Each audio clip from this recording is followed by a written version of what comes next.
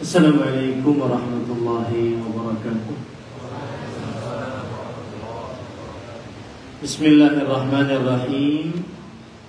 Innal hamdalillah nahmaduhu wa nasta'inuhu wa nastaghfiruh wa na'udzu billahi min shururi anfusina wa sayyiati a'malina. Man yahdihillahu fala mudilla lahu wa man yudlil fala hadiya lahu. وأشهد أن لا إله إلا الله وحده لا شريك له وأشهد أن محمدا عبده ورسوله. يا أيها الذين آمنوا اتقوا الله حق تقاته ولا تموتن إلا وأنتم مسلمون. يا أيها الناس اتقوا ربكم الذي خلقكم من نفس واحدة وخلق منها زوجها وبث منهما رجالا كثيرا ونساء واتقوا الله الذي تساءلون به والأرحام إن الله كان عليكم رقيبا. يا أيها الذين آمنوا اتقوا الله وقولوا قولا سديدا يصلح لكم أعمالكم ويغفر لكم ذنوبكم ومن يطع الله ورسوله فقد فاز فوزا عظيما. أما بعد فإن أصدق الحديث كتاب الله وأحسن الهدي هدي محمد صلى الله عليه وعلى آله وسلم وشر الأمور محدثاتها وكل محدثة بدعة وكل بدعة ضلالة وكل ضلالة في النار. Alhamdulillah, kita bersyukur pada Allah Subhanahu wa Ta'ala pada hari ini Sabtu malam Ahad, malam ke-7 dari bulan Rabiul Awal 1447 Hijriah, bertepatan dengan 30 Agustus 2025. Kita dimudahkan oleh Allah Subhanahu wa Ta'ala untuk duduk bersama di dalam Masjid Baitus Salam, Angin Seragen, Jawa Tengah, dalam sebuah kajian Islam ilmiah dengan tema Wasail Taqwa Ba'da At-Taubah Awil Hijrah, kiat istiqamah setelah berhijrah. Salawat dan salam semoga selalu Allah berikan kepada Nabi kita Muhammad sallallahu alaihi wa ala alihi wasallam, pada keluarga beliau, para sahabat, serta orang-orang yang mengikuti beliau sampai hari kiamat kelak. Dengan nama-nama Allah yang husna dan sifat-sifatnya yang mulia, kita berdoa, Allahumma inna nas'aluka ilman nafi'an wa rizqan tayyiban wa amalan mutaqabbala. Allahumma amin. Ahibati fillah, afanillahu iyyakum. Tema kita adalah kiat istiqamah setelah berhijrah. Kiat berarti cara agar istiqamah setelah berhijrah. Dan tema ini maksudnya adalah nanti akan disebutkan di dalam kajian tentang kiat-kiat dan sarana-sarana agar seseorang tetap berbuat kebaikan, tetap bertakwa, tetap beramal saleh setelah berhijrah. Berhijrah yang dimaksud adalah setelah mulai bertobat, setelah mulai mengorientasikan dirinya untuk bertakwa, untuk kehidupan akhirat. Inilah yang disebut dengan tema kita, kiat istiqamah setelah berhijrah. Dan tema ini akan kita bagi menjadi beberapa poin. Poin yang pertama, ahammiyatul istiqamah ba'da taubah. Pentingnya istiqamah setelah berhijrah. Kemudian yang kedua, makna wa haqiqatul istiqamah. Makna dan hakikat istiqamah. Kemudian yang ketiga adalah wasailu al-istiqamah ba'da taubah. Kiat istiqamah setelah bertobat. Kita akan bahas 3 poin ini. Yang pertama adalah ahammiyat al-istiqamah ba'da taubah. Urgensinya atau pentingnya istiqamah setelah bertaubat. Apa pentingnya istiqamah setelah seseorang berhijrah? Maka yang pertama adalah pentingnya istiqamah setelah berhijrah. Istiqamah adalah perintah Allah dan Rasulullah sallallahu alaihi wa ala alihi wasallam. Allah Subhanahu wa taala berfirman dalam banyak ayat tentang perintah untuk istiqamah. Seperti misalkan dalam surat At-Taubah ayat 7. Fastaqimu lahum innallaha yuhibbul muttaqin. Hendaknya kamu berlaku lurus terhadap mereka. Sesungguhnya Allah menyukai orang-orang yang bertakwa. Di dalam ayat ini hendaknya seseorang diperintahkan untuk istiqamah. Dan ayat ini juga memberikan pelajaran bahwa tanda bertakwa adalah istiqamah.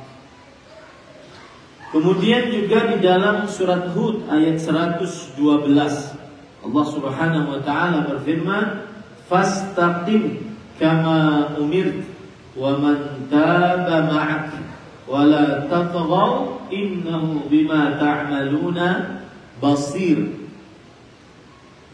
Maka tetaplah kamu istiqamah pada jalan yang benar sebagaimana diperintahkan kepadamu, dan juga orang yang telah taubat bersertamu, dan janganlah kamu melampaui batas, sesungguhnya Allah Maha melihat apa yang kalian kerjakan.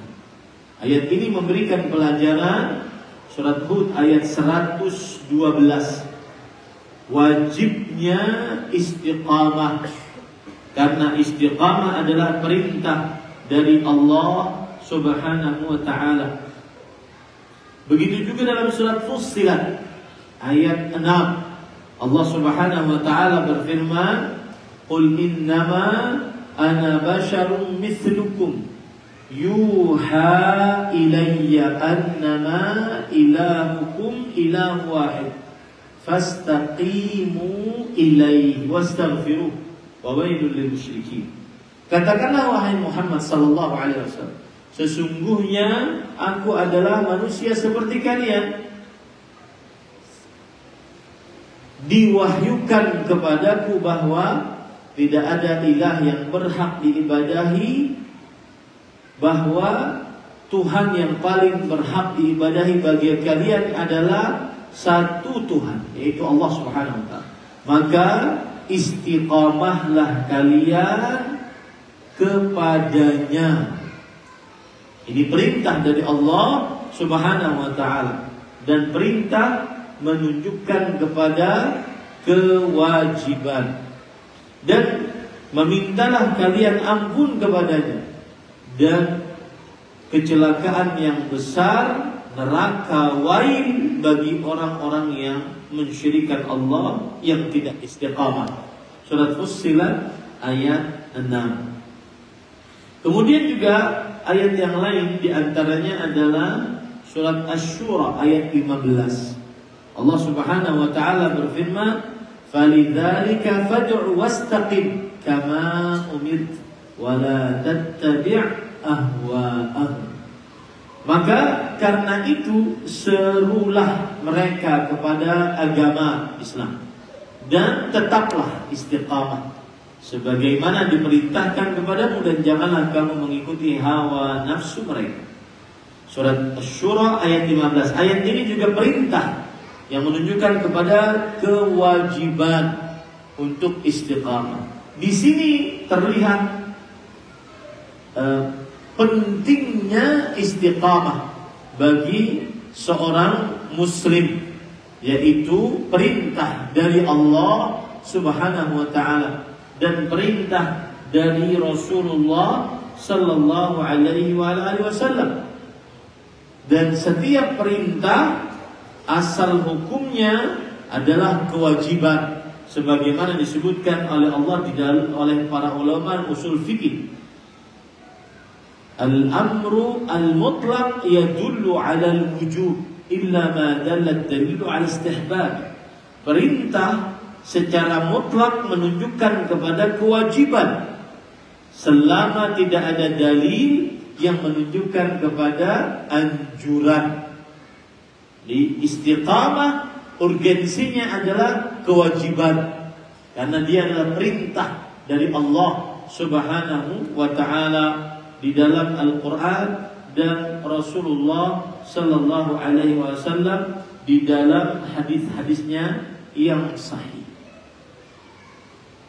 Dan kewajiban adalah ma amara bihi syari'u amran jaziman ustuhiqqa bil 'adzabi tarikuhu 'amdan mutlaqan. Apa saja yang diperintah oleh syariat dengan perintah yang keras, diancam dengan siksa bagi siapa yang meninggalkan perintah tersebut dengan sengaja secara mutlak.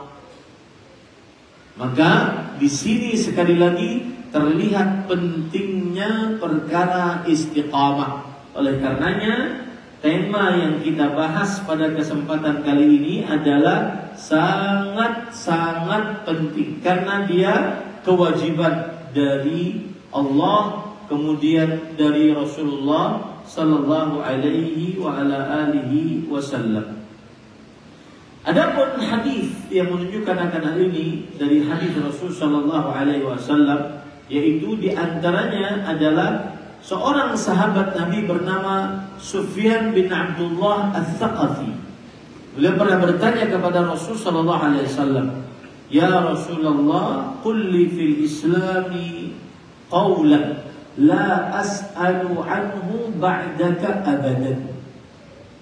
Wahai Rasulullah sallallahu alaihi wasallam, ucapkan untukku, artinya berikan aku wasiat di dalam agama Islam,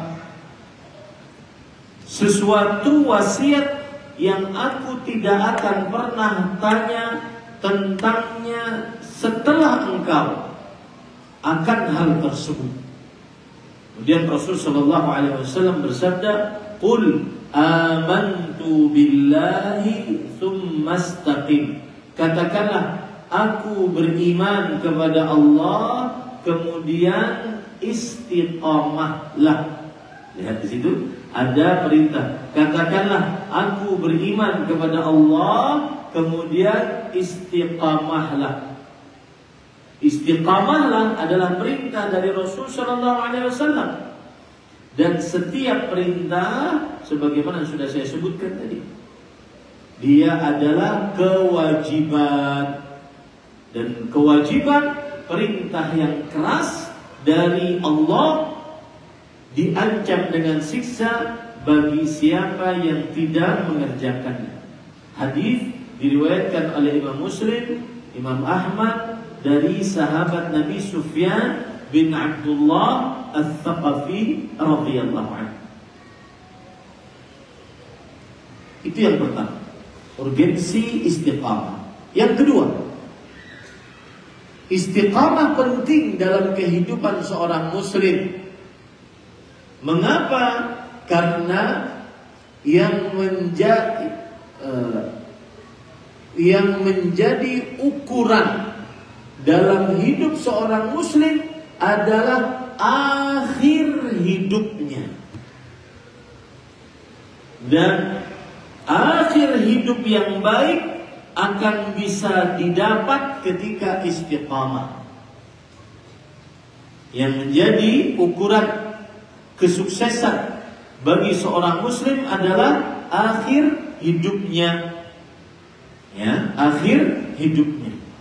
Dan akhir hidup yang baik akan didapat dengan istiqamah. Rasul sallallahu alaihi wasallam bersabda di dalam hadis sahih, "Innamal a'malu bil khawatim." Yang artinya sesungguhnya amalan ukurannya adalah akhirnya. Jadi kalau seandainya ada orang mulai hijrah, taubat. Hijrah itu Pak artinya taubat. Mulai ke masjid, mulai mikirkan kalau saya mati bagaimana, apakah selamat setelah mati atau tidak.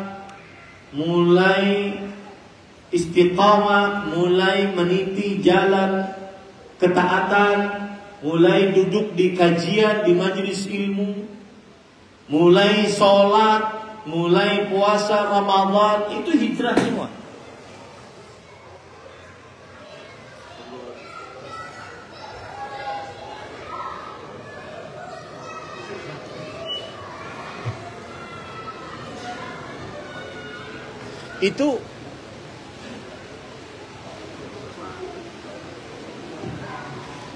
Itu hijrah semua. Ya, mulai seseorang duduk di majelis ilmu, menjauhi majelis-majelis hal yang tidak bermanfaat, benar-benar majelis ilmu.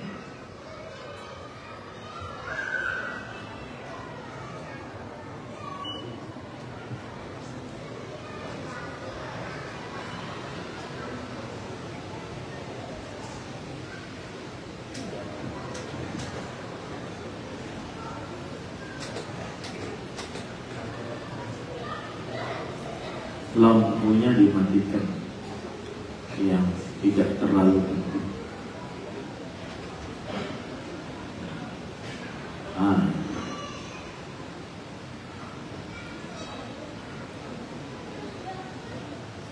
Baik.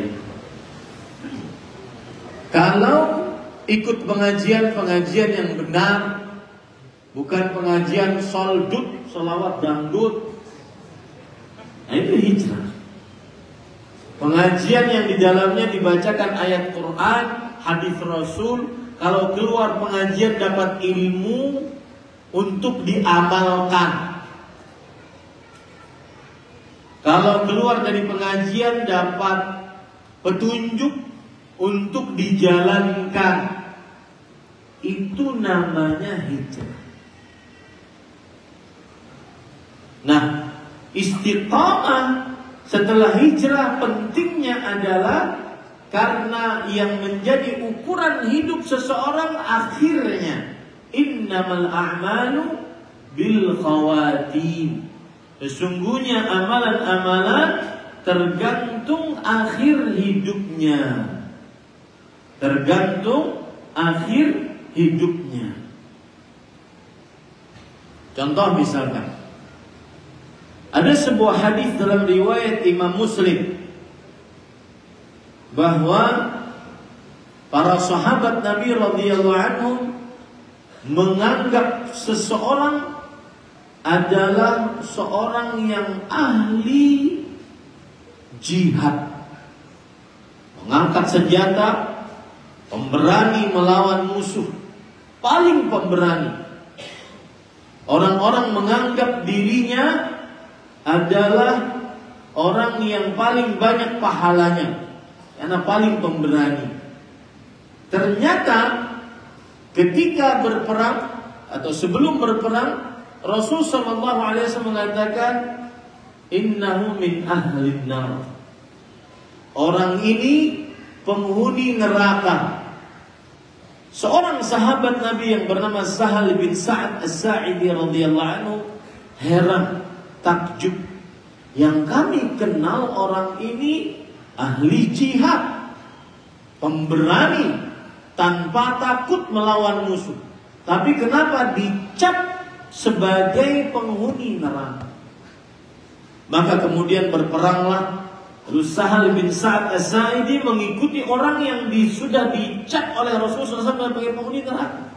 Padahal di pandangan manusia adalah sebagai seorang yang ahli jihad. Kemudian diikuti seperti kebiasaannya, dia sangat pemberani melawan musuh. Cuma suatu saat dia tersabet pedang. Lalu dia tidak sanggup menahan luka tersebut. Lalu dia arahkan ujung pedangnya ke dadanya. Kemudian dia tancapkan dirinya ke pedang tersebut dan mati dia. Lalu Sahal bin Sa'ad As-Sa'idi pulang menemui Rasulullah sallallahu alaihi wasallam. Kemudian setelah itu beliau bersyahadat, asyhadu annaka Muhammadun Rasulullah. Annaka Rasulullah. Aku bersaksi bahwasanya engkau adalah Rasulullah. Kata Rasulullah SAW, wa mana? Ada apa itu? Kenapa engkau bersaksi bahwa aku adalah Rasulullah? Engkau mengatakan si fulan sebagai penghuni neraka, padahal kami mengira dia adalah penghuni surga. Karena saking pemberaninya, ternyata benar. Ketika dia berperang luka, kemudian dia bunuh diri. Kemudian Rasul sallallahu alaihi wasallam bersabda di akhir hadis, innamal a'malu bil khawatim. Amalan yang menjadi ukuran adalah akhir hidupnya. Ketika seorang istiqamah di dalam kebaikan, maka niscaya dia akan diakhiri hidupnya dengan kebaikan. Para ulama mengatakan, man syabba ala syai' syabba alaih. Siapa yang di masa mudanya di atas suatu kebaikan, di akhir hidupnya, di masa tuanya, maka dia akan di atas kebaikan itu pula. Di sini letaknya pentingnya istiqamah di atas kebaikan, istiqamah di atas setelah berhijrah. Pentingnya membicarakan istiqamah, karena yang jadi ukuran akhir hidupnya. Kemudian yang ketiga, urgensinya istiqamah setelah berhijrah adalah seorang muslim pantang untuk balik kanan setelah berhijrah.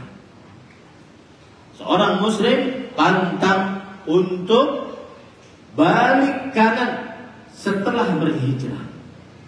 Orang muslim senantiasa terus di atas jalan Allah setelah dia berhijrah. Pantang untuk balik kanan setelah berhijrah.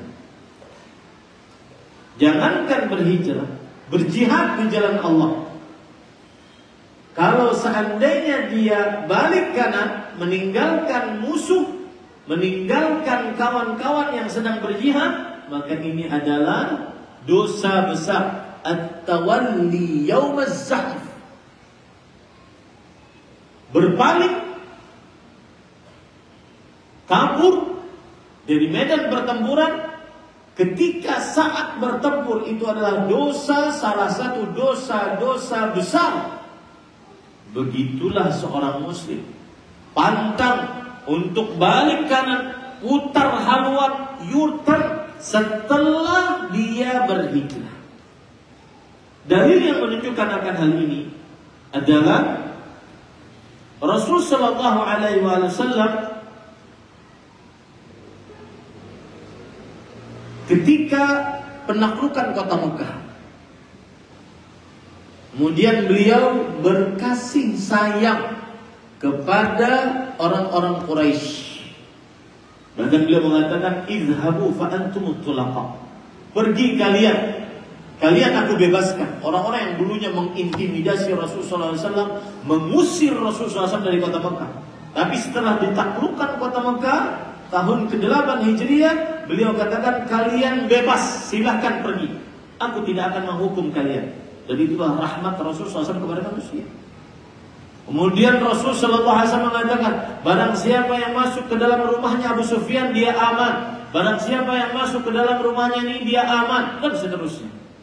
Orang-orang kaum Ansar yang ikut menaklukkan kota Mekah mulai iri. Mulai mengatakan bahwa ar-rajul, orang ini sepertinya ingin kembali ke kampung halamannya, meninggalkan kita di kota Madinah. Maksudnya Rasul sallallahu alaihi wasallam.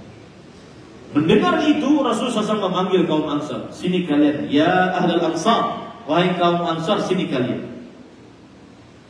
Aku berhijrah karena Allah. Maka mamati wa mahyaya, hidupku dan matiku bersama kalian, wahai kaum Ansar. Tidak pantas seseorang yang sudah berhijrah untuk kembali ke tempat asal dia sudah berhijrah. Pantang seorang muslim ketika sudah bertobat untuk meninggalkan maksiat, bertobat meniti jalan istiqamah, pantang untuk kembali kepada maksiat. Pantang untuk kembali kepada maksiat. Pantang untuk kembali kepada kebiasaan-kebiasaan buruk.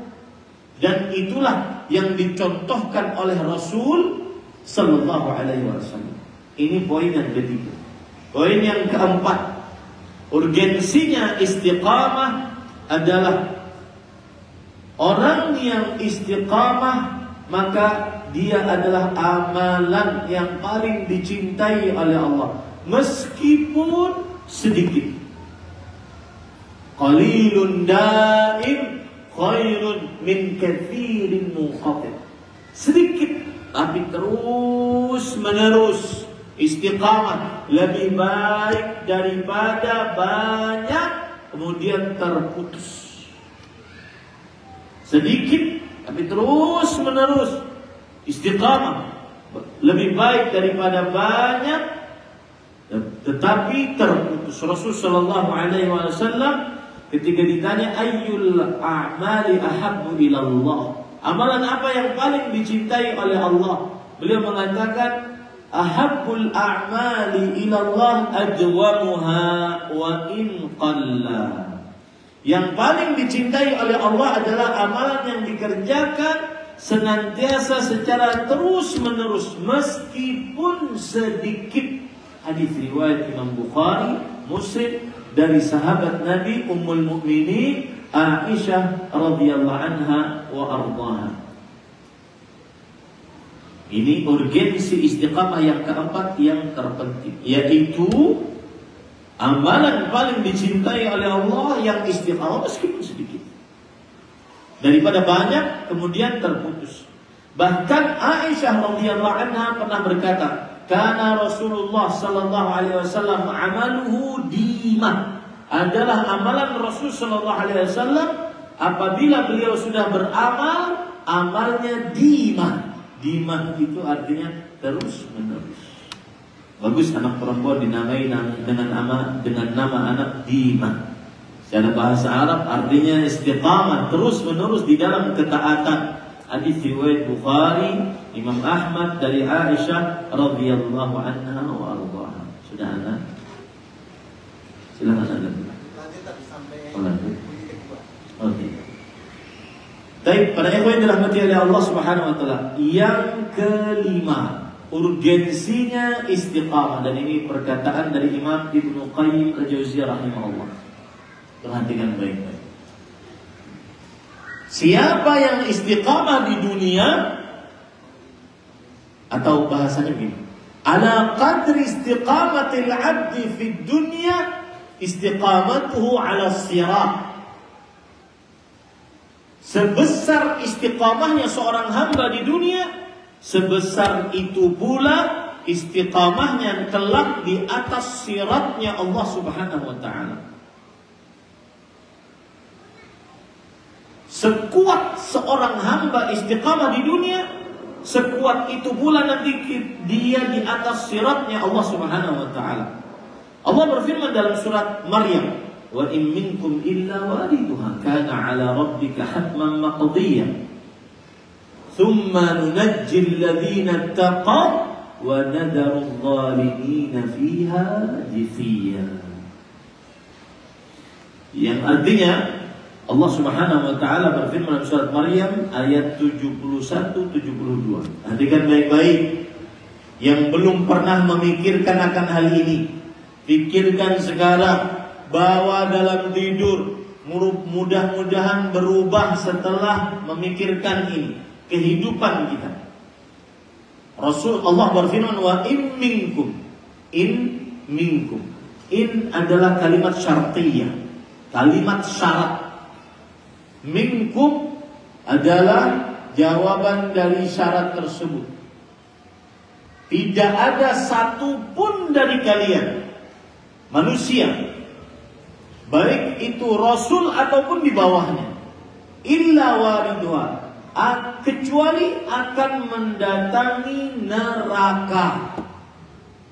Apa maksudnya? Nanti di hari kiamat neraka jahanam akan dibentang oleh Allah Subhanahu wa ta'ala. Kemudian neraka tersebut mempunyai tali kekang. Satu tali kekang neraka jahanam ditarik oleh 70,000 malak yajurrunaha. 70.000 malaikat menarik satu tali kekang neraka jahanam, dan dia mempunyai 70 tali kekang. Dan di atas neraka jahanam ada sirat yang diletakkan oleh Allah Subhanahu wa ta'ala. Gambaran dari sirat tersebut dijelaskan dengan detail di dalam hadis-hadis yang sahih. Yang pertama dalam hadis riwayat Muslim, dahidun mazillah. Sirat itu licin, dahid. Mazillah, menggelincirkan. 2, 3 dan 4. Dalam hadis riwayat Imam Ibnu Hibban, ahaddu minas saif, adaqqu minas sya'ab. Lebih tipis dari rambut, lebih tajam daripada pedang. 4. Yang kelima, dalam hadis riwayat Imam Baihaqi dan Imam At-Tabarani dari Abdullah bin Mas'ud radhiyallahu anhu, bahwa sirat itu adalah gelap. Rasul sallallahu alaihi wasallam ditanya oleh Aisyah radhiyallahu anha, "Aina yakunu an-nas hina tubaddalu al-ardu ghairu al-ardu was-samawat?" Di mana manusia saat bumi sudah diganti dengan bumi yang lain, kemudian langit diganti dengan langit yang lain? Rasul sallallahu alaihi wasallam bersabda, "Hum fi dhulmatin dunal jism." Mereka dalam sebuah kegelapan sebelum di dalam kegelapan di atas sirat. Jadi sirat itu gelap. Itu 5. Yang ke-6, sifatnya sirat, wa fi hafataihi kadalik wa hasak. Di dalam sirat tersebut terdapat kadalik, besi-besi bengkok yang diperintahkan untuk mengambil, orang-orang yang diperintahkan untuk diambil. Makanya nanti ada orang yang selamat tetapi tercabik-cabik. Dalam hadis riwayat Muslim, famakdusun najid wa makdusun finnar. Ada orang yang tidak selamat, dia diambil dengan besi bengkok tersebut dan diceburkan ke dalam neraka jahanam. Na'udzubillah. Lihat, itu semua akan kita dapati. Semua dari kita, sesoleh apapun, sewali apapun, wali kutub, wali badal, wali ghaus, wali murid, semuanya akan menjalani syiar. Wa in minkum illa waridha kana 'ala rabbika hatman maqdiyya. Itu adalah sebuah ketetapan dari Rabb. Berarti kita pasti menjalani syarat. Yang belum pasti ayat yang selanjutnya, ayat 72. Tsumma nunajjil ladzina taqaw wa nadharu adh-dhalimina fiha jithiya. Kemudian kami akan selamatkan siapa? Semuanya? Enggak. Yang bertakwa. Kitakah orang? Nah, yang bisa membuat kita jalan tegak, kemudian lurus, istiqamah di atas sirat, sebesar istiqamah kita ketika hidup di mana? Sebesar istiqamah seseorang hidup di dunia, sebesar itu pula istiqamah seseorang berjalan di atas sirat dengan pemandangan sirat yang tersebut tadi. Bahkan ada pemandangan menarik para ikhwah tadi kemarin ya, hari Jumat, ada subuh di Dieng, Batur, Banjarnegara, saya sebutkan tentang pemandangan menarik. Seorang akan berjalan di atas sirat sesuai dengan apa? Ketampanan wajahnya, kecantikan wajahnya, ketinggian jabatannya, kebanyakan hartanya, sesuai kata Rasulullah SAW. Allah berfirman, "Umdu ala qadri nurikum." Jalan kalian di atas sirat sesuai dengan cahaya yang kalian miliki. Fayarmulu ramran ala qadri a'mali. Maka mereka berjalan sesuai dengan amal mereka. Dan salah satu amal adalah sesuai dengan istiqamah mereka. Ada yang diberikan cahaya sebesar gunung Uhud. Ada yang lebih besar dari gunung Uhud. Gunung Uhud itu panjang lebarnya sekitar 7-8 km. Kemudian ada panjangnya, lebarnya sekitar 3 km, tingginya 1 km. Ada yang diberikan cahaya seperti pohon kurma, ada yang lebih kecil. Ada yang diberikan cahaya seperti, lihat, sejempol kaki.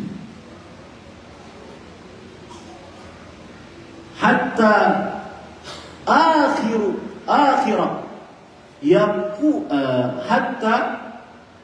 man yu'ta nuruhu fi ibhami qadam. Sampai orang yang terakhir diberikan cahaya sebesar jempol kakinya. Itu pun tidak hidup terus. Yudhi'u marratan wa yatfa'u marratan. Kadang hidup, kadang mati. Fa idza adha'a qaddama qadama. Kapan dia nyala itu jempol kakinya, cahayanya sejempol kaki tadi, dia melangkah satu langkah.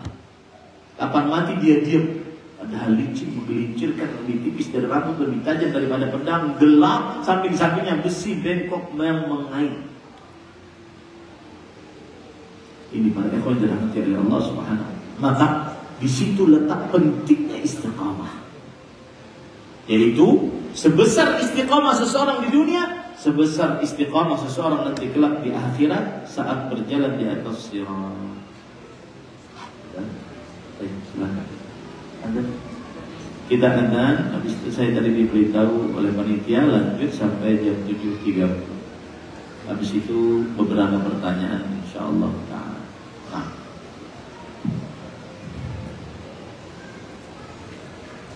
Allahu Akbar, Allahu Akbar.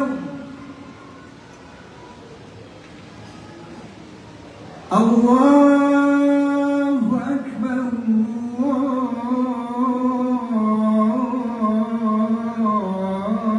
Allahu Akbar.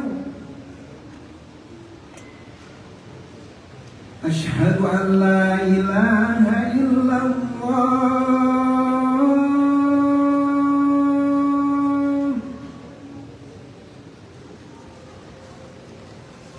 أشهد أن لا إله إلا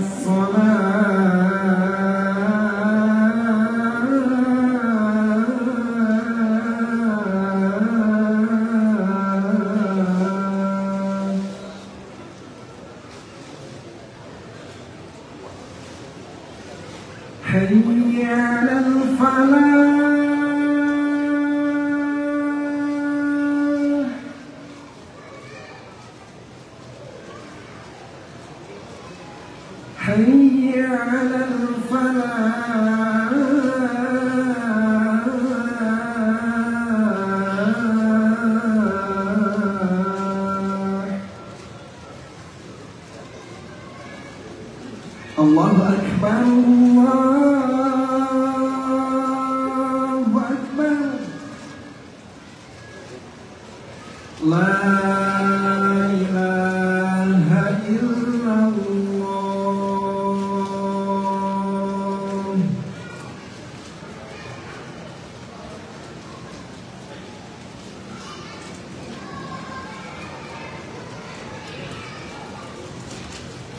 Baik,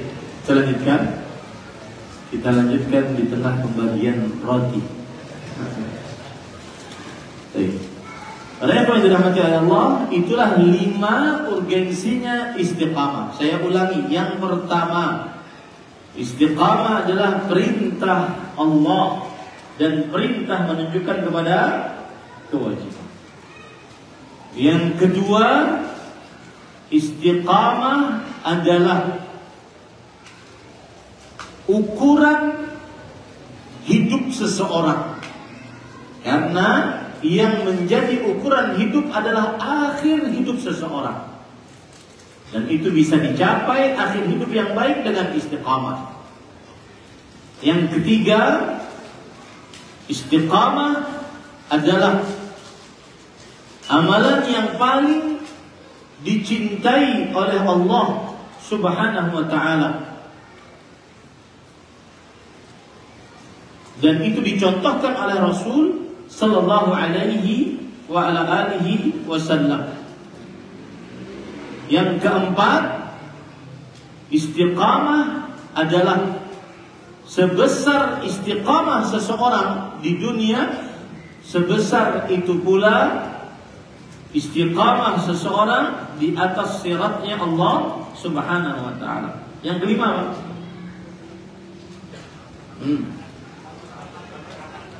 orang yang istiqamah, orang yang berhijrah pantang untuk balik kanan. Seorang muslim tidak boleh untuk balik kanan. Bahkan ada cerita menarik ini. Ini mungkin menjadi motivasi kita untuk tidak kembali kepada maksiat, walau apapun urusannya. Saya kisahkan 2 kisah. Yang pertama dari hadis Rasul, yang kedua dari kisah yang saya dapatkan dari ikhwan. Yang pertama, Sa'ad bin Abi Waqqas radhiyallahu anhu. Beliau ini ketika berhijrah dari kota Mekah, kota Madinah, sudah beliau tinggal berarti di kota Mekah, di kota Madinah. Lalu ketika penaklukan kota Mekah, beliau sakit. Ini antara Sa'ad bin Abi Waqqas atau Amr bin As radhiyallahu anhu. Kemudian beliau sedih. Jangan sampai saya meninggal di kota Mekah. Berarti hijrahnya tidak sempurna. Lihat ya.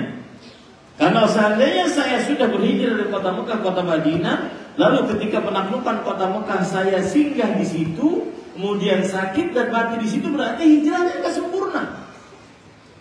Maka beliau berdoa kepada Allah dan minta agar Rasulullah SAW mendoakan beliau. Dan subhanallah, beliau sembuh dan akhirnya beliau meninggal di luar kota Mekah. Ini menjadi pelajaran bagi seseorang bahwa pantang untuk balik kanan setelah berhijrah, dan itu dengan istiqamah. Cerita yang kedua, cerita dari kawan. Ada seorang mantan artisah, artis laki-laki, artisah perempuan. Mantan artis waktu itu menghadap kepada saya dengan suaminya, bilang, "Ustaz, saya ini mantan artis yang kalau Ustaz lihat papan pengumuman di jalan-jalan raya, saya termasuk artis advertising yang biasa Ustaz lihat, buka aurat dan menjadi iklan-iklan itu. Kemudian saya diberi petunjuk oleh Allah untuk bertobat. Akhirnya saya bertobat. Yang dulunya buka aurat saya tutup, yang dulunya suka kelabing malam saya berhenti. Kemudian saya berubah cepat. Kemudian teman-teman saya akhirnya menuduh saya radikal. Kemudian mereka meninggalkan saya satu-satu secara teratur. Jadi saya tidak punya teman. Karena tidak punya teman, nah ini pentingnya, akhirnya saya kembali lagi kepada teman lama. Akhirnya saya tanggalkan semua yang sudah Allah berikan petunjuk kepada saya. Suatu saat saya di kelabing malam, dan ini cerita hakiki ya. Kelabing malam, dugem, mabuk-mabukan. Kemudian Saya dengan teman perempuan saya, waktu itu teman perempuan saya peluk dan meninggal dalam pelukan saya. Seketika itu saya menangis sehabis-habisnya. Bukan karena teman yang buruk ini yang saya tangisi, tetapi saya ingat Allah. Ya Allah, kurang ajarnya saya. Sudah Engkau beri petunjuk kepada saya untuk bertobat, meninggalkan maksiat ini, buka aurat, main laki-laki, dugem, mabuk-mabukan. Saya sudah diberi petunjuk, kemudian saya kembali lagi. Dan alangkah ruginya saya kalau seandainya ternyata malaikat maut mencabut nyawa saya pada saat itu. Subhanallah. Maka urgensinya istiqamah, pantang orang yang berhijrah untuk balik kanan, dan itu dengan istiqamah. Sekarang kita masuk kepada poin yang kedua, hakikat istiqamah. Dari mulai pengertian secara bahasa, istiqamah disebutkan oleh Al-Jurjani dalam kitabnya Ta'rifat, diddul i'wijat wal inhiraf fasyai'ul mustaqim huwal mu'tadil alladhi la i'wijaja fihi. Istiqamah adalah kebalikan dari belok dan tidak rata. Maka ya, sesuatu yang lurus adalah yang lurus, tidak ada belok padanya, tidak ada bengkok padanya. Ini secara bahasa. Adapun secara istilah syariat disebutkan oleh Imam Nawawi rahimahullah, istiqamah adalah qala ulama makna istiqamah luzumu ta'atillah. Lihat, ini penting. Disebutkan oleh beliau di dalam kitab Riyadhus Shalihin min kalam Sayyidil Mursalin. Imam Nawawi, ulama Islam abad ke-7 Hijriah bermadzhab Syafi'i. Beliau mengatakan, para ulama berkata, makna istiqamah adalah luzumu ta'atillah, selalu dalam ketaatan kepada Allah, melazimi ketaatan kepada Allah Subhanahu wa taala. Dan ketaatan kepada Allah ada dua, fi'lu ma'mur wa tarku mahdzur, mengerjakan yang diperintah dan meninggalkan yang dilarang. Istiqamah pengertiannya adalah melazimi ketaatan kepada Allah. Ketaatan ada dua, mengerjakan yang diperintah dan menjauhi yang dilarang. Berarti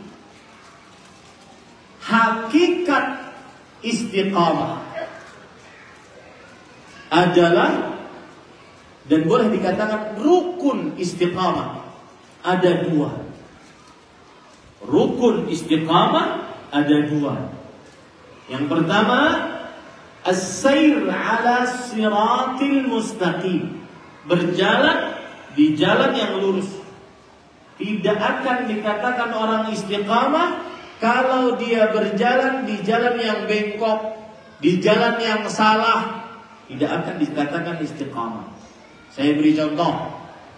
Tidak akan dikatakan istiqamah ketika dia asalnya ahli maksiat, kemudian berpindah kepada ahli taat yang berlebihan. Contoh, yang menganggap dirinya mujahid, tetapi kemudian membunuh kaum muslimin dengan bom-bomnya. Menganggap dirinya mujahid. Dia asalnya pemuda yang out-outan, ibadahnya tidak jelas.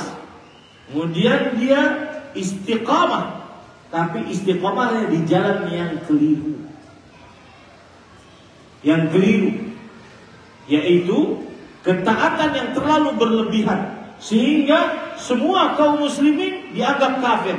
Saya saja yang muslim, karena kafir darahnya halal boleh dibom. Coba antum pernah berpikir, di Mekah tidak ada yang boleh hidup di Mekah kecuali seorang muslim.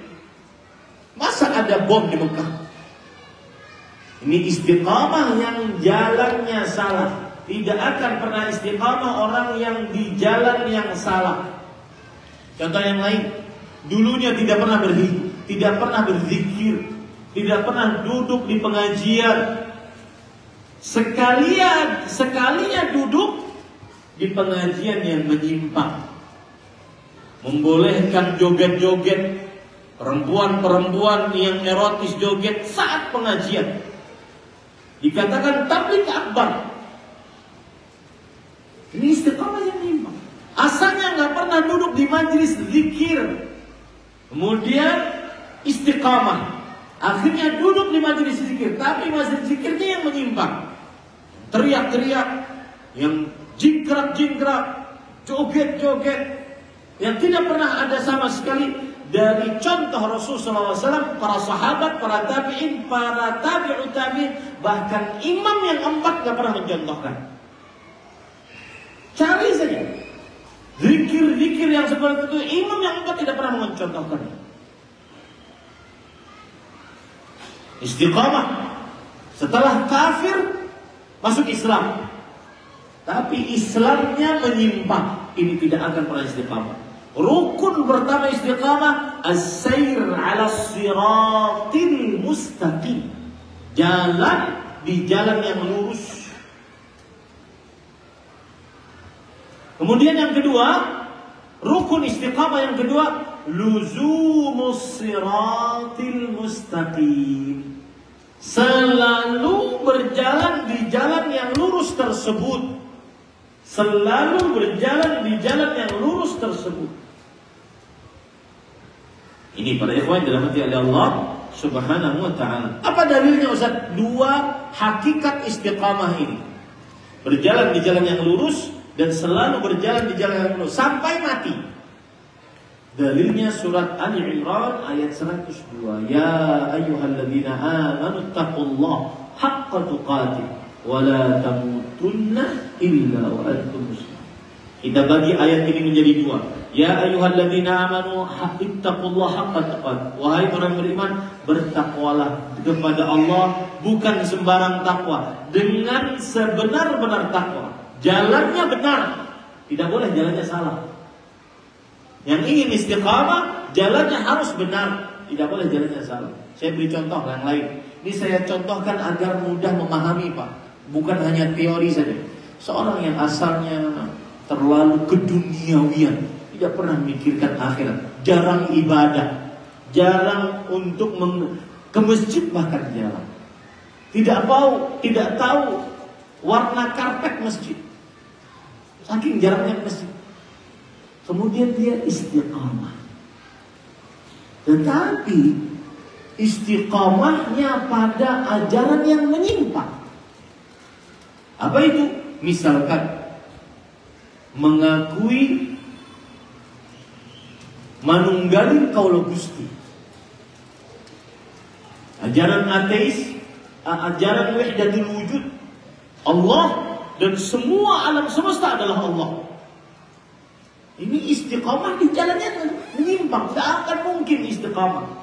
Orang istiqamah harus jalannya lurus, tidak boleh menyimpang jalannya, tidak boleh jalannya tidak lurus, harus lurus jalannya. Dan kelurusan jalan hanya bisa dipelajari dari Al-Quran dan hadis Rasul, serta dipahami oleh para sahabat Nabi radhiyallahu. Asalnya tidak pernah berzikir, kemudian ikut berzikir. Berzikir yang menggagalkan sholat. Berzikir yang asalnya tidak pernah semangat ke masjid, tidak pernah ikut majelis pengajian, akhirnya ikut majelis pengajian, tapi majelis pengajiannya menyimpang, yang mengkafirkan kaum muslimin. Jumatan sendiri nggak boleh jumatan dengan orang lain. Apabila masuk masjidnya dipel karena yang lain dianggap kafir. Ini menyimpang. Atau pengajian-pengajian yang tertutup. Kalau seperti ini kan di masjid, saya live, ini ada kamera, bisa dipertanggungjawabkan, tidak ada yang ditutup-tutupi. Ada pengajian, dan ini saya dapati. Ada orang yang sering nganterin saya kalau sedang dakwah di Jakarta, dia cerita, saya termasuk orang ini. Apabila masuk ke dalam pengajian tersebut, kepala kami, mata kami ditutup. Kemudian setelah itu pengajiannya gelap, tidak tahu siapa yang ngasih pengajian. Kemudian mengkafirkan negara Indonesia, membunuh aparat, dan seterusnya, mengkafirkan orang. Ini tidak akan mungkin istiqamah. Karena apa? Jalannya apa? Menyimpang. Itu syarat yang pertama istiqamah. Yang kedua adalah harus selalu berjalan di atas jalan yang benar. Tidak boleh terputus sampai mati. Allah berfirman di dalam surah Al-Hijr ayat 99, wa'bud rabbaka hatta ya'tiyakal yaqin. Beribadahlah kepada Rabbmu sampai datang kematian yang pasti. Baik. Itu adalah pengertian istiqamah, dan itu poin yang kedua.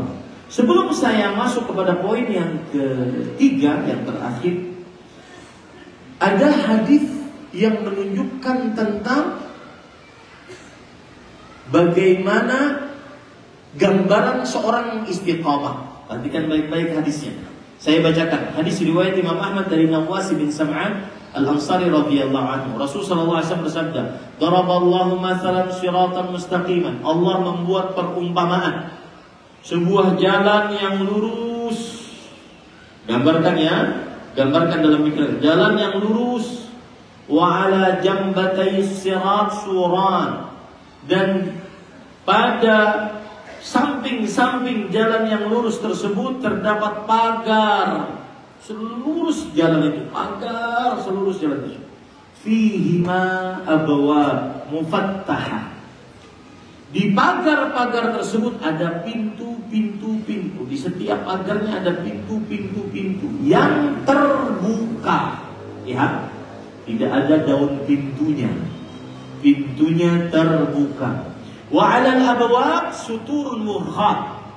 Dan di atas pintu tadi ada kain yang menjulur ke bawah. Jalan lurus, ada pagar, di pagar itu ada pintu terbuka.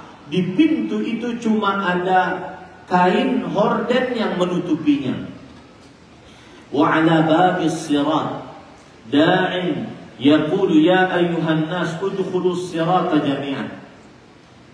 Dan di pintu-pintu tadi ada seorang yang mengajak, wahai manusia, tetaplah kalian di jalan ini seluruhnya.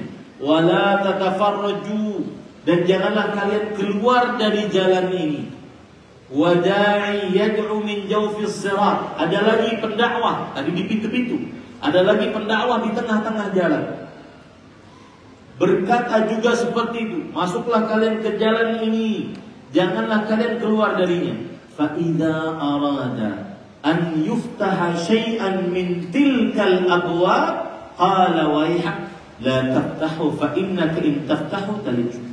Kalau seandainya ada seorang yang mencoba membuka horden tadi, ingat Pak, daun pintunya nggak ada, apalagi kuncinya. Pintunya terbuka, yang ada cuma horden. Kalau ada orang mencoba membuka kain tersebut, mungkin hanya dengan satu jari. Seperti yang terjadi sekarang dengan HP-HP kita. Cuma satu jari kita bisa bermaksiat dengan seburuk-buruknya.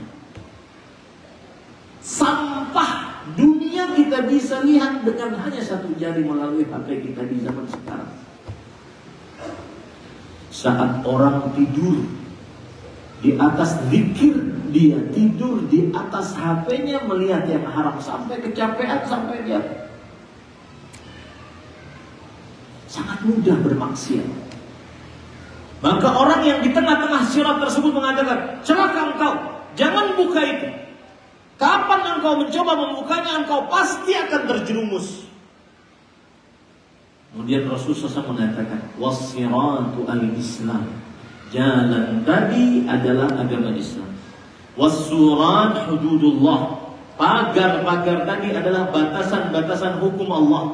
Wal abwabul mufattaha maharimullah. Pintu-pintu yang terbuka tadi, yang cuma ada hordennya, tidak ada daun pintunya, apalagi kuncinya, terbuka dia. Itu adalah hal-hal yang diharamkan oleh Allah. Wa dzaka da'i ala ra's as-sirat kitabullah azza wa jalla. Dan pendakwah-pendakwah yang ada di pintu-pintu tadi itu adalah Al-Quran. Wa da'i min fawqi as-sirat wa'idullah fi qalbi kulli muslim. Dan yang mengatakan tadi di tengah-tengah jalan tadi, yang mengajak untuk masuk tadi, itu adalah hati kecilmu. Hati kecilmu. Maka selalu tanyakan hati kita yang masih bersih. Karena biasanya kalau seandainya kita sudah berdosa, kita takut untuk ketahuan orang.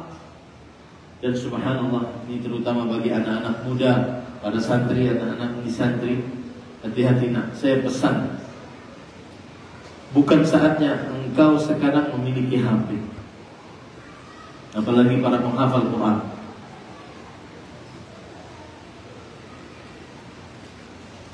HP, kemudian internet, wifi di rumah tanpa batas.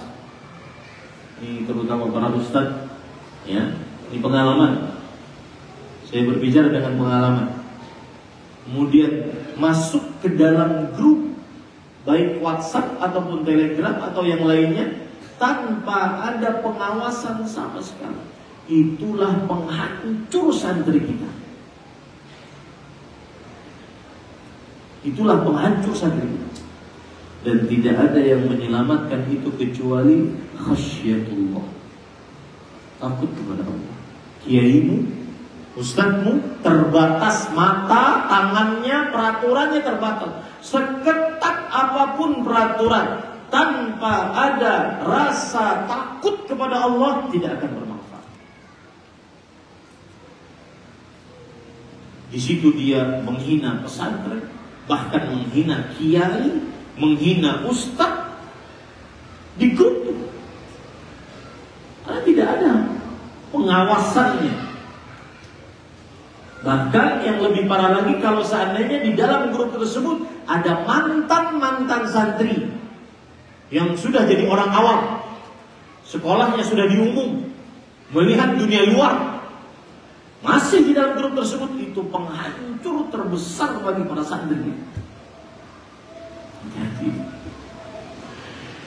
Saya pernah diceritakan oleh Fadhil Syekh Profesor Dr. Abdul Razak Namusi. Lihat, ini pentingnya hati kecil kita yang masih belum terkontaminasi, tercampur dengan bisikan syaitan. Ketika seseorang ada bermaksiat kepada Allah di dalam kamarnya dengan HP-nya, kemudian ada suara dari luar seperti ada pergerakan, bergerak, langsung dia takut, tutup HP-nya, kemudian langsung dia keluar. Ternyata di luar apa? Kucing. Langsung dia sadar, astagfirullah, saya lebih takut kucing daripada Allah Al-Malik Al-Khaliq Al-Mudabbir. Lebih takut kucing daripada Allah yang Maha Pencipta, mengatur, berkuasa, Syadidul Iqab. Tanamkan kepada santri-santri untuk takut kepada Allah Subhanahu wa taala. Abdullah bin Mas'ud radhiyallahu anhu berkata, "Laisa al-ilmu bi kathrati riwayah, innamal ilmu khasyatullah." Bukanlah ilmu dengan banyaknya hafalan. Banyak orang yang mengadu kepada saya, "Ustaz, saya malu, sedih, takut kepada Allah. Orang mengagungkan saya. Saya seorang penghafal Quran dan yang memiliki sanad 3 riwayat sekaligus. Tapi saat di dalam kamar saya bermaksiat, Ustaz. Orang mengagungkan saya, cium tangan jadi imam sana, imam sini. Tapi saya tahu kepribadian saya sendiri, Ustaz." Maka saya katakan, bukanlah ilmu yang banyak hafalan, tetapi ilmu adalah khasyatullah. Khasyah, takut kepada Allah, bukan hanya sekedar takut, tetapi takut ma'al ma'rifah, takut disertai dengan ma'rifat tentang Allah. Allah Maha mendengar, Allah Maha melihat, Allah Maha mengetahui. Alam ya'lam bi anna Allah yara. Apakah engkau tidak mengetahui bahwa Allah Maha melihat? Ini para ikhwan yang dirahmati oleh Allah. Kenapa saya berbicara itu? Karena saya lihat santri-santri, dan saya di dunia pendidikan. Saya pimpinan pesantren. Tahu apa yang dilakukan oleh para santri. Hati-hatilah, berimanlah yang jujur kepada Allah Subhanahu wa ta'ala. Niscaya ilmumu akan berkah. Dan itulah yang disebut oleh Rasulullah SAW, bahwa ada suara di tengah jalan tadi yang mengatakan, ayo masuk, jangan keluar. Itu adalah suara hati kecil yang belum terkontaminasi, tercampur dengan bisikan syaitan. Apabila suara dalam hati kita sudah merasa tidak nyaman, tinggalkan perbuatan tersebut. Pasti dosa. Al-ithmu mahaka fi sadrik wa karihta an yattali'a alaihi nas. Dosa adalah yang membuat kamu tidak tenang di dalam kalbumu dan engkau benci untuk dilihat oleh manusia. Ada pepatah Imam Ahmad mengatakan, la taqul khalawt. Jangan engkau katakan aku sendirian. Walakin qul innal ladzi khalaqadh dhalama yarani. Tapi ucapkanlah, sesungguhnya yang menciptakan kegelapan, dia sedang melihatku dan mengawasiku. Ini pada ikhwan dirahmati oleh Allah Subhanahu wa ta'ala. Baik. Sekarang poin yang ketiga dalam 3 menit. Yang pertama, kiat agar istiqamah. Ketahuilah, pelajarilah, dan yakinilah keutamaan istiqamah. Ketahuilah, pelajarilah, dan yakinilah keutamaan istiqamah. Salah satu keutamaan istiqamah adalah seseorang akan dijaga oleh Allah saat di akhirat, sebagaimana sudah saya sebutkan. Sebesar istiqamahmu di dunia, sebesar itu penjagaan Allah di akhirat. Sebesar istiqamah di dunia, sebesar itu penjagaan Allah di akhirat. Nah, yang kedua, kiat istiqamah adalah pelajari, pahami baik-baik hal-hal yang menghalangi seseorang untuk istiqamah di atas ketaatan. Dan 2 sebab penghalang terbesar orang untuk istiqamah dalam ketaatan. Catat baik-baik, terutama para santri, catat baik-baik. Yang pertama adalah godaan syubhat. Hal-hal yang samar-samar dalam agama. Syubhat ini asal muasalnya taqdimul aql ala syara', lebih mengedepankan akal, logika, ra'yu, pendapat dibandingkan dalil Al-Quran atau hadis Rasul sallallahu alaihi wasallam. Saya beri contoh. Syubhat mengatakan, oh, Islam itu tidak semuanya benar. Islam tidak boleh mengaku agama yang paling benar. Al-Quran bukan kitab suci. Al-Quran hanya hasil sastra Arab. Nabi Muhammad bukan manusia suci. Dia manusia biasa. Itu semua syubhat. Dan hasil syubhat itu hasil dari mengedepankan akal daripada dalil Al-Quran atau hadis Rasulullah. Contoh yang lain lagi, LGBT, suka sesama jenis. Sebagian orang dengan suka sesama jenis dia punya syubhat. Ustaz, saya nggak salah, saya suka sama laki-laki. Kenapa? Karena Allah yang salah. Kenapa sifat saya feminin diletakkan di dalam tubuh maskulin? Akhirnya gemulai. Ini bukan salah saya, ini Allah yang salah. Itu syubhat. Suka sesama jenis, syubhat. Syubhat wahdatul wujud. Seperti misalkan, ana a'buduhu wa ya'buduni fa anna yukallam. Aku menyembah dia, dia menyembah aku. Lalu siapa yang paling pantas untuk disembah? Wahdatul wujud, syubhat. Dan syubhat, godaan lebih berbahaya dibandingkan syahwat. Syubhat ujung-ujungnya adalah kesyirikan, kekufuran, kemunafikan akbar. Contoh syubhat, pengajian yang mengajarkan untuk tidak sholat karena belum mengenal Allah. Selama belum mengenal Allah, tidak wajib sholat. Wonten enggak? Ada enggak pengajian seperti itu? Karena mereka mengatakan awwal wajibin al-mukallaf an-nazar. Yang pertama kali harus dilakukan oleh seorang hamba untuk masuk Islam bukan 2 kalimat syahadat, tetapi memperhatikan alam semesta. Kalau sudah memperhatikan alam semesta dan mendapatkan Allah, baru pada saat itu berarti dia wajib sholat. Selama belum wajib sholat, selama belum mendapatkan Allah, selama belum ma'rifat hakikat, belum wajib sholat. Sholat pere, belum wajib sholat. Ini syubhat. Syubhat, macam-macam syubhat.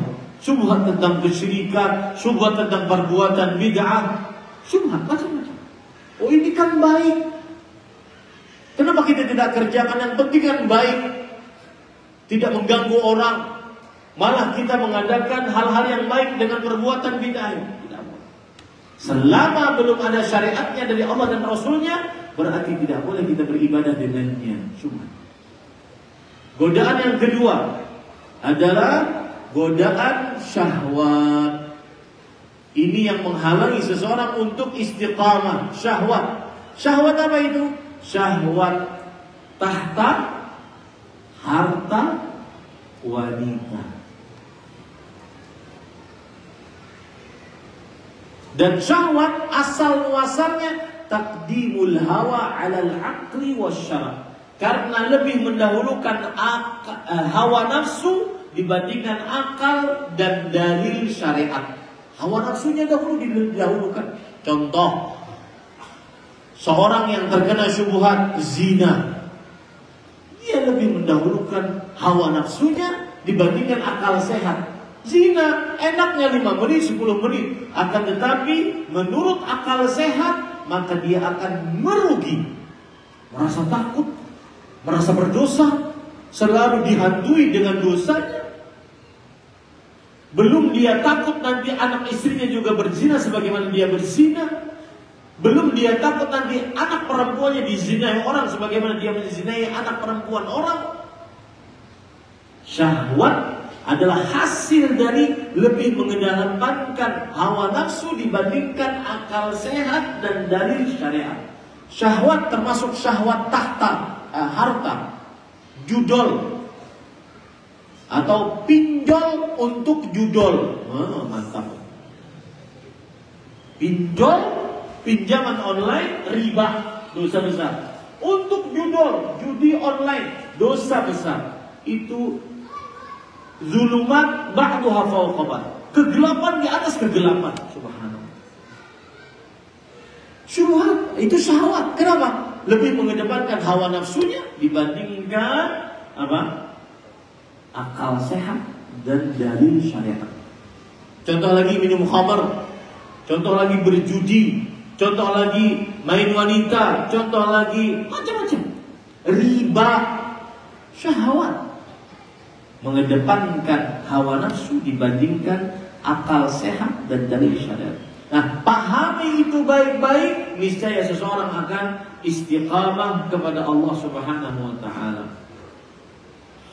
Kemudian yang ketiga, kiat agar istiqamah, dan ini yang terakhir adalah berdoa kepada Allah Subhanahu. Ad-du'a miftahul kulli khair. Doa kunci segala kebaikan. Kenapa? Karena petunjuk di tangan Allah. Maka mintalah kepada Allah Subhanahu wa taala. Allah berfirman dalam surah Fatir ayat 8, "Fa innallaha yudhillu man yasha' wa yahdi man yasha'." Sesungguhnya Allah menyesatkan siapa yang dikehendakinya dan memberi petunjuk kepada siapa yang dikehendakinya. Mintalah kepada Allah petunjuk. Makanya salah satu doa yang paling banyak dibaca oleh Rasul sallallahu alaihi wasallam, apa doanya? Ya muqallibal qulub, tsabbit qalbi ala ta'atik. Wahai yang membolak-balikkan hati, tetapkan hatiku di atas agamamu. Berdoalah kepada Allah Subhanahu wa taala. Kalau boleh saya tambah, yang keempat adalah bermujahadah. Harus usaha. Harus usaha. Dari tadi kita membicarakan tentang istiqamah. Sebagian orang mungkin menganggap istiqamah harus lepas dari maksiat. Enggak. Termasuk istiqamah dalam ketaatan.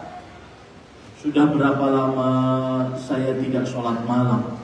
Bagaimana istiqamah? Sudah berapa lama Al-Quran saya tinggalkan? Saya berpesan, Pak, setiap hari jangan lepas baca Quran, Bapak Ibu. Masa gak sanggup sih baca Quran? Khabbab bin Al-Arat radhiyallahu anhu mengatakan, taqarrab ila Allah mastata', fa innaka lan tataqarraba ilaihi ahabba ilaihi min tilawati kitab. Silahkan dekatkan dirimu kepada Allah semampumu. Tapi ingat baik-baik, engkau tidak akan pernah bisa mendekatkan diri kepada Allah dengan sesuatu yang paling Allah cintai dibandingkan membaca Al-Quran.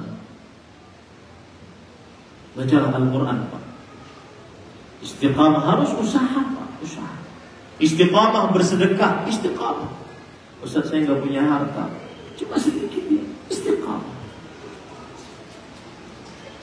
Allah berfirman dalam surat Al-Ankabut ayat 69, "Walladzina jahadu fina lanahdiyannahum subulana wa innallaha lama'al muhsinin." Orang-orang yang berjuang di jalan kami harus usaha, Pak. Untuk istiqamah harus usaha. Istiqamah meninggalkan yang haram. Saya pernah sebelum kajian, setelah kajian ada pemuda yang berkata, "Ustaz, susah, Ustaz." "Kenapa ya akhi susah?" "Apa yang Ustaz katakan itu paling susah. Meninggalkan melihat film yang haram. Saya, Ustaz, punya di harddisk 1 GB semua film haram. Kemudian saya mendengar ceramah Ustaz, saya hapus 1 GB. 2 pekan setelahnya saya download 20 GB. Sampai beliau cerita, sampai saya melihat sambil menangis beristighfar. Ya, saking kecanduannya. Makanya saya berpesan terutama kepada anak-anak santri. Perhatikan perkataan Imam Al-Qayyim mengatakan as-sabru ala ghaddil basar aisaru minas sabri ala alami ma ba'dah. Bersabar untuk menundukkan pandangan, tidak melihat yang haram lebih mudah dibandingkan bersabar untuk melepaskan penyakit akibat kecanduan melihat yang haram. Termasuk di dalamnya para perempuan melihat film-film Korea yang katanya artisnya ganteng-ganteng. Perhatikan, bersabar menundukkan pandangan lebih mudah dibandingkan bersabar melawan penyakit kecanduan melihat yang haram. Susah kalau sudah kecanduan. Maka harus usaha. Kemudian yang kelima, yang terakhir, yaitu mencari teman yang saleh. Para ulama mengatakan as-sahib sahib. Teman adalah yang menarik. Maka bertemanlah dengan teman yang saleh. Rasulullah SAW bersabda, "Al-mar'u ala dini khalili, falyanzur 'amal khalil." Seseorang sesuai dengan ajaran agamanya, maka sesuai dengan kebiasaan temannya, maka perhatikan dengan siapa dia berteman. Saya akan tahu ini santri namanya Baihaqi. saya akan tahu bagaimana sifat dia ketika saya bertanya siapa temannya. Ustadzmu juga begitu. Kalau antum nyari teman, nyari ustadz, lihat dengan siapa dia berkawan. Begitulah ustadz itu. As-sahib, sahib, teman yang menarik. Burung akan berkumpul dengan sekawanan burungnya. Semoga yang disampaikan bermanfaat. Yang baik dari Allah Subhanahu Wa Taala. Saya kembalikan acara kepada pembawa acara. Apakah lanjut dengan pertanyaan atau sholat isya? Dan sebagian jamaah mungkin bertanya, bolehkah diakhirkan begini Ustaz? Tidak mengapa, dengan kesepakatan para jamaah sekalian. Karena Rasulullah SAW ketika sholat isya pernah beliau mengakhirkan sholat isya, kemudian dibangunkan oleh Umar bin Khattab. Ya Rasulullah, as-salat, as-salat. Hanya Umar yang berani begitu kepada Rasulullah. Wahai Rasulullah, sholat. Orang sudah capek nunggu. Kemudian dan itu sudah hampir tengah malam. Kemudian beliau berkata, laula an asyqa ala ummati innaha lawaqtuha. Kalau aku tidak memberatkan atas umat, maka sholat yang paling afdal untuk sholat isya adalah di akhir saat. Apalagi ini dengan kesepakatan, semoga tidak mengapa. Baik. Oh, kata panitia malah lanjut sampai jam 8. Pertanyaan. Bagaimana tata cara ziarah kubur ke makam orang tua sesuai ajaran Nabi? Apa saja bacaannya? Para ikhwah, Rasulullah SAW bersabda, zurul kubur fa innaha tudzakirukum al-akhir. Ziarahilah kuburan. Sesungguhnya menziarahi kuburan akan mengingatkan kita tentang kehidupan akhirat. Berdasarkan hadis ini, maka berziarah kubur disunnahkan oleh Rasul Sallallahu Alaihi Wasallam. Kemudian berdasarkan hadis ini, maka ziarah kubur tujuannya adalah ada dua. Pertama, mengingatkan bagi yang berziarah untuk kehidupan setelah kematian. Ya, ini yang sedang keras hatinya, terlalu keduniawian berpikirannya, silahkan ziarahi kubur. Sesungguhnya ketika kita berziarah kubur akan lembut hati kita, karena tidak akan ada yang kita bawa kecuali amal ibadahnya. Yang kedua, faedah berziarah kubur adalah mendoakan orang yang dikubur. Sebagaimana hadis Rasulullah SAW kepada Aisyah, ketika beliau bertanya radhiyallahu anha kepada Rasulullah SAW tentang apa yang aku baca kalau aku berziarah kubur. Beliau mengatakan, quli, ucapkanlah assalamualaikum ya ahlad diyar minal muslimin wal mu'minin wa inna insyaallah bikum lahiqun nas'alullah lana wa lakumul afiyah. Ini mendoakan orang yang dikubur. Maka itulah tata cara berziarah kubur. Datang ke kuburan, kemudian mengucapkan salam dan mendoakan, assalamualaikum ya ahlal diyar minal muslimin wal mu'minin wa inna insyaallah bikum lahiqun nas'alullah lana wa lakumul afiyah. Saya belum mengetahui ada syariatnya kalau berziarah kubur kemudian duduk-duduk berzikir di situ, mengkhususkan doa tertentu di situ, atau menganggap berdoa di kuburan lebih afdal daripada di masjid, atau ketika masuk ke dalam pekuburan dengan nunduk-nunduk, kemudian keluar dengan jalan mundur, maka ini belum saya ketahui ada syariatnya dari Rasulullah Sallallahu Alaihi Wasallam. Wallahu a'lam. Baik, ada yang ingin bertanya secara langsung?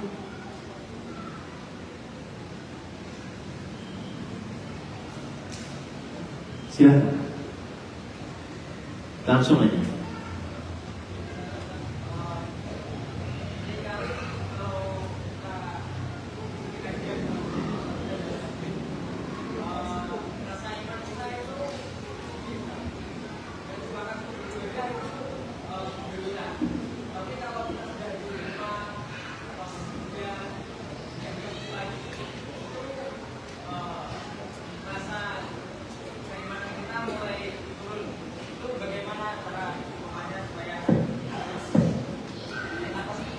Namanya sinten Pak? Mas Hidayat. Hidayat. Nah, apa yang ditanyakan oleh Mas Hidayat itulah yang pernah ditanyakan oleh sahabat Nabi kepada Rasulullah SAW. Dalam hadis riwayat Bukhari, Abu Bakar As-Siddiq, manusia paling mulia setelah para Rasul, para Nabi. Abu Bakar As-Siddiq, walinya para wali, mengalahkan seluruh wali yang ada. Abu Bakar As-Siddiq. Beliau bertanya kepada seorang sahabat, bernama Hanzalah Al-Usayyidi. Kaifa haluka ya Hanzalah? Bagaimana keadaanmu Hanzalah? Kemudian Hanzalah menjawab, lihat perkataan Hanzalah. Nafaqa Hanzalah. Hanzalah sudah menjadi orang munafik. Dan kata munafik di zaman itu tidak terkenal kecuali munafik akbar. Lisannya Islam, hatinya kufur. Maka Abu Bakar As-Siddiq langsung terperanjat. Beliau mengatakan, Subhanallah, ma taqul. Maha suci Allah, apa yang kau ucapkan, wahai Hanzalah? Ini perkataan berat menjadi orang munafik. Hanzalah menceritakan kenapa beliau mengatakan dirinya sebagai seorang munafik. Persis yang disebutkan oleh Mas Hidayat tadi. Beliau mengatakan, nakunu inda Rasulillah sallallahu alaihi wasallam yudzakkiruna bil jannati wan nar ka'anna ra'yu 'ain fa idza kharajna min 'indi Rasulullah sallallahu alaihi wasallam 'afasna al-azwaj wal aulad wad dhayi'at nasina katsiran. Kenapa aku katakan diriku sebagai seorang munafik? Kalau kita sedang duduk bersama Rasul sallallahu alaihi wasallam, kemudian Rasul SAW menceritakan tentang surga dan neraka, dan beliau menceritakan surga dan neraka tersebut seakan-akan kita bisa melihat surga dan neraka tersebut seperti kita melihat dengan mata kepala kita secara langsung. Berarti Rasul SAW menceritakan surga dan neraka dengan detil, rinci. Para sahabat memperhatikannya dengan sebaik-baiknya. Kemudian ketika kita sudah keluar dari majelis Rasulullah, bertemu pekerjaan, bertemu istri, bertemu anak, bertemu dunia, kita banyak lupanya. Itu yang dikatakan oleh Hanzalah sebagai orang munafik. Abu Bakar As-Siddiq ketika mendengar penjelasan tersebut, beliau mengatakan, wallahi inni la ajidu mithla dzalik. Demi Allah, aku pun dapati diriku seperti itu. Ayo kita pergi kepada Rasul sallallahu alaihi wasallam. Mengadu dua orang mulia ini, Abu Bakar As-Siddiq dengan Hanzalah Al-Usayyidi radhiyallahu anhu, menghadap kepada Rasul sallallahu alaihi wasallam dan menceritakan apa yang mereka berdua rasakan. Apa kata Rasul sallallahu alaihi wasallam? Ini jawabannya, Pak. Dia mengatakan, "Illa takununa 'indi lasafahatkumul malaika illa takununa 'ala ma in tadumuna 'ala ma takununa 'indi lasafahatkumul malaika fi turuqikum wa fi furushikum wa 'ala furushikum." Yang artinya, kalau kalian khusyuk seperti sekarang ini, sebagaimana kalian duduk di hadapanku, kalau kalian di luar juga khusyuk sebagaimana kalian duduk di hadapanku, maka para malaikat akan menyalami kalian, berjabat tangan dengan kalian, di jalan-jalan kalian, di atas kasur kalian. Kenapa? Karena berarti sederajat dengan malaikat. Kemudian beliau mengucapkan sebuah konsep hidup bagi seorang muslim. Kata Rasulullah SAW, walakin ya Hanzalah sa'at sa'at. Akan tetapi wahai Hanzalah, kadang sewaktu kita begini, sewaktu kita begini, sewaktu di majlis ilmu, memang di dalamnya, di rumah Allah, dibacakan ayat-ayat suci Al-Quran, penuh dengan kehikmatan, malaikat turun, rahmat, malaikat mengumpuli, rahmat turun, ketenangan adalah qalb, semangat beribadah, wajar. Tapi ketika sudah mengerjakan perkara dunia, kita pun juga fokus dengan perkara dunia. Asalkan jangan maksiat. Jadi kalau di luar kemudian tidak seperti di dalam masjid, maka sebuah kewajaran. Asalkan jangan apa? Ada sebagian orang yang sudah berhijrah, wah, nggak mau ke mall. Kenapa? hijrah. Ini salah. Kita manusia, kita mengerjakan perintah, mengerjakan hal-hal yang merupakan kebutuhan kita. Boleh saja orang pergi ke pusat perbelanjaan, bawa anak, bawa istri, ke rumah-rumah makan, boleh saja. Asalkan jangan apa? Nah, itu jawabannya. Allah. Nah, silakan. Mana mic-nya dari kasih boleh. Assalamualaikum warahmatullahi wabarakatuh. Assalamualaikum. Kalau orang mati bunuh diri, apakah dia keluar dari Islam, Ustaz? Yang mengeluarkan dari Islam adalah kekufuran, kesyirikan, kemunafikan akbar. Kekufuran lebih luas daripada kesyirikan. Kesyirikan adalah menyamakan selain Allah dengan Allah dalam perkara yang khusus milik Allah. Kekufuran lebih luas dari kesyirikan. Bisa dengan menyamakan selain Allah dengan Allah dalam perkara khusus milik Allah, atau yang tidak percaya terhadap Allah, atau yang menghina Allah, yang menghina agama Islam, kekufuran. Atau kemunafikan akbar, yaitu seorang yang lisannya kafir, yang lisannya muslim tetapi hatinya penuh dengan kekufuran. Itu saja yang mengeluarkan dari agama Islam. Tetapi oleh karena itu bunuh diri tidak sampai mengeluarkan dari agama Islam. Tetapi dosa besar bunuh diri. Allah berfirman dalam Al-Quran, "Wala taqtulu anfusakum, innallaha kana bikum rahima." Janganlah kalian bunuh diri kalian sendiri.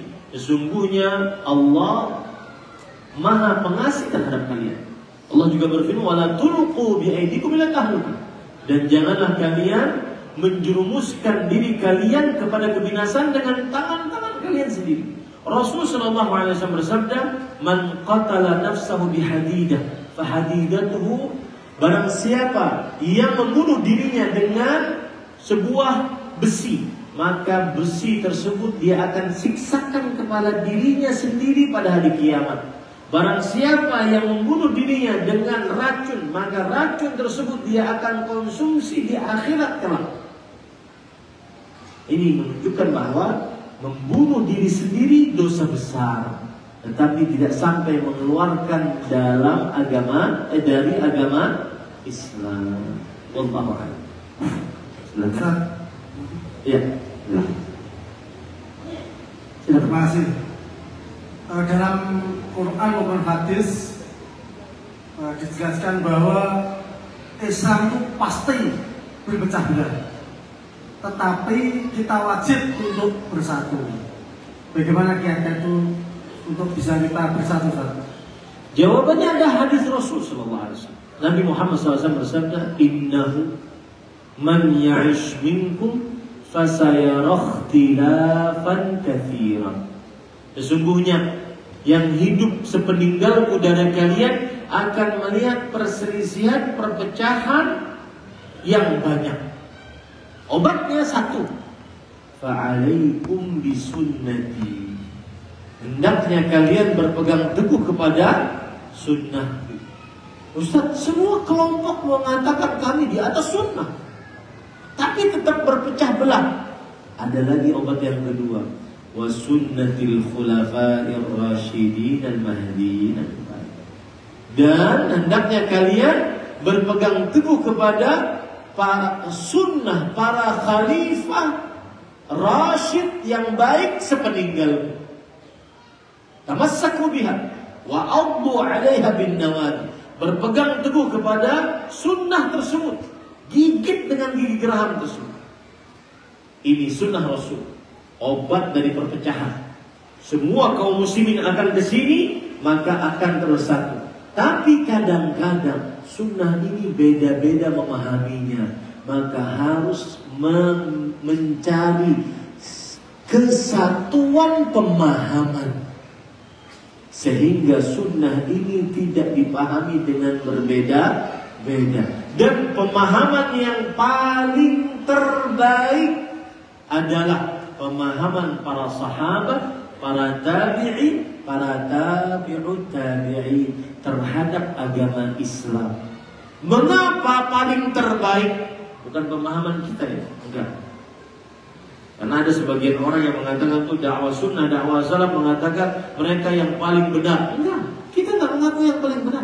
Kita mengatakan pemahaman agama yang paling benar yang dipahami oleh para sahabat, para tabi'in, para tabi'ut tabi'in. Kenapa? Sebabnya ada beberapa sebab. Satu, mereka saksi hidup ayat dan hadis Nabi. Saksi hidup. Dua, mereka orang Arab yang paling faham tentang bahasa Arab dan Al-Quran serta hadis dengan berbahasa Arab. Dua. Yang ketiga, mereka diridhai oleh Allah. Tidak mungkin Allah meridhai para sahabat kecuali ketika mereka mempraktekkan Islam dengan baik dan benar. Empat, mereka orang-orang yang disebutkan sebagai khairun nas, manusia paling terbaik, dipuji oleh Rasulullah SAW. Yang kelima, dan ini tidak akan mungkin terjadi kecuali di zaman para sahabat. Perhatikan ini baik-baik. Mereka kalau salah dalam mempraktekkan Al-Quran atau hadis, apa yang terjadi? Dikoreksi langsung oleh siapa? Allah dari 7 langit yang atas atau oleh Rasulullah Sallallahu Alaihi Wasallam. Contohnya, Abu Burdah bin Niyar radhiyallahu anhu. Beliau ingin punya niat baik. Ini menunjukkan bahwa bid'ah meskipun niat baik tidak cukup, harus sesuai dengan petunjuk Rasul. Beliau ingin punya niat baik. Beliau menyembelih hewan kurban sebelum sholat Idul Adha. Tujuannya apa? Agar daging hewan kurban beliau yang terlebih dahulu dibagikan kepada tetangga dan kaum muslimin. Baik niatnya. Apa kata Rasul sallallahu alaihi wasallam? Man shalla salatana wa nasaka nusukana faqad atamma nusuk. Yang sholat Idul Adha bersama kami, lalu setelahnya menyembelih, maka sempurna Idul Adhanya. Wa man nasaka qabla shalah fatilka syatul lahmi. Siapa yang menyembelih sebelum sholat, itu adalah sembelihan biasa, bukan sembelihan kurban. Bedanya antara hanya sebelum dan sesudah, tetap tidak dinamakan ibadah kurban. Meskipun punya niat baik, dikoreksi langsung oleh Rasulullah SAW. Contoh lagi, ada seorang sahabat yang waktu itu musim dingin. Beliau junub di malam hari, akhirnya beliau berguling-guling di pasir karena beliau tidak sanggup untuk mandi. Karena kalau mandi beliau menganggap dirinya akan mati. Apa yang terjadi? Beliau berguling-guling, menunjukkan bahwa beliau ingin bertayamum seluruh tubuhnya. Kata Rasulullah SAW, la innama yakfika an taqula biyadayka hakadha. Cukup kalau kamu meskipun junub, tidak sanggup mandi karena terlalu dingin atau karena penyakit tidak bisa menggunakan air, cukup dengan bertayamum. Caranya, pukulkan kedua telapak kakimu, telapak tanganmu, kemudian usapkan kepada wajah dan kedua telapak. Koreksi langsung dari Rasulullah SAW. Itu tidak ada di zaman siapa? Setelah para sahabat. Maka agar bersatu, satukan sumber referensi, kemudian satukan pemahaman terhadap referensi tersebut. Itu sangat logis. Sangat logis. Wallahu a'lam. Cukup. Sedih dari tadi angkat tangan, silakan. Waalaikumsalam.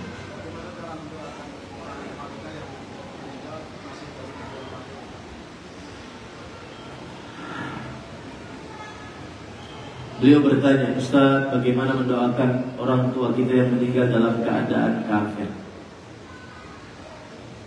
Saya jawab, saya ingin cerita. Saya pernah kerja di Arab Saudi setelah kuliah selama 7 tahun di kota Dammam. Damam itu sekitar 1.300 km dari Arab Saudi. Damam itu kota lumbung minyaknya Arab Saudi, yang diperkirakan sekitar 100 tahun lagi masih ada minyak di Arab Saudi. Kemudian di kota tersebut ada namanya Islamic Cultural Center Damam, dan ini kebaikan Arab Saudi yang tidak diekspos. Islamic Center ini fungsinya adalah mendakwahi kaum kafirin yang bekerja di Arab Saudi. Ingat, di Arab Saudi banyak orang kafir, tapi bukan di Mekah Madinah, karena Mekah Madinah tidak boleh masuk. Salah satunya bekerja di kota Damam. Kami di kantor waktu itu, salah satu tugas kami adalah mendakwahi orang-orang kafir, tentunya sesuai dengan negara masing-masing. Saya mendakwahi orang Indonesia, ustadz dari Filipina mendakwahi orang Filipina, ustadz dari Kerala mendakwahi dari India Selatan, mendakwahi dari Sri Lanka, mendakwahi negaranya masing-masing. Nah, di kantor kami hampir setiap bulan 80 orang masuk Islam. Setiap bulan. Dan itu kebaikan Arab Saudi yang tidak diekspos oleh media massa. Kemudian apalagi dalam bulan Ramadan, mereka kadang-kadang ada yang masuk dalam agama Islam 150 orang bulan Ramadan. Nah, ketika dia masuk dalam agama Islam, salah satunya adalah seorang pendeta. Jadi kisah nyata. Kemudian beliau tanya, dan orang Filipina, beliau tanya kepada saya, Ustaz, gimana kamu?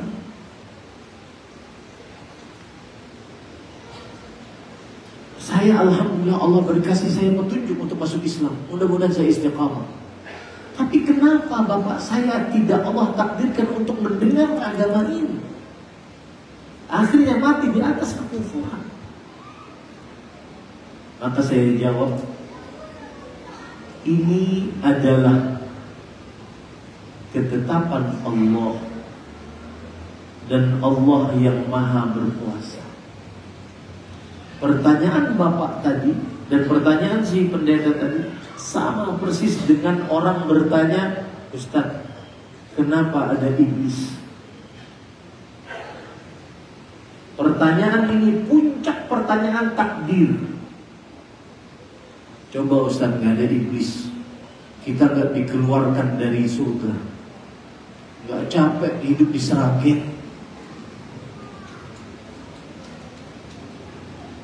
tidak pernah buang air besar, buang air kecil, makan tidak ada yang terlarang, enak di surga bersama bidadari, hidup kekal abadi. Ini semua kan gara-gara iblis, Ustaz. Iblis mengganggu Adam, bapak nenek moyang kita. Akhirnya kita keluar dari surga. Sampai sekarang di sini, di dunia yang hina ini, yang sebagian orang tertipu mendewakannya. Lagi anak-anak muda sekarang melihat orang-orang yang katanya harus mempunyai keuangan, umur 25 harus sampai 100 miliar.